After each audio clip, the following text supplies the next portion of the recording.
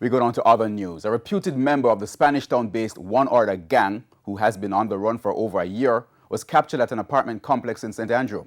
According to the police, he's wanted for murder and a string of shootings in St. Catherine. More in this report. 26-year-old Kevon McCollum of Beacon Hill in Spanish Town, St. Catherine, had been on the run for nearly 2 years. His freedom, however, was cut short following a high-level police operation on Wednesday.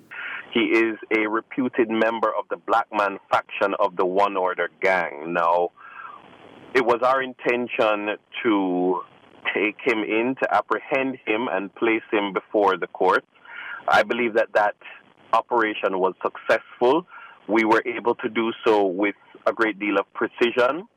Our target was acquired, no shots were fired, no injuries were sustained, and there were no fatalities.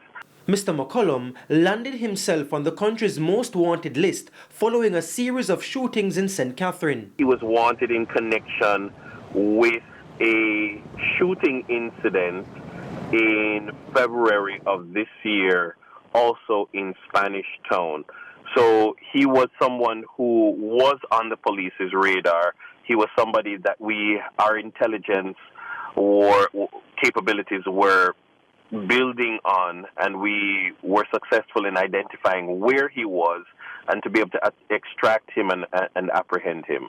According to the police, a female and a taxi driver were also apprehended. A motor vehicle was also seized. Senior communications strategist at the Jamaica Constabulary Force, Dennis Brooks, gave this response when asked whether the accused or the other 2 persons now in custody will be charged. The investigation is in its early stages, but as you would imagine, the case against him would have been prepared, which is why he would have been elevated to the point of being wanted. So as a wanted person, there would have been case file being prepared. So in short order, I would imagine that charges would be laid. Giovanni Dennis, TVJ News.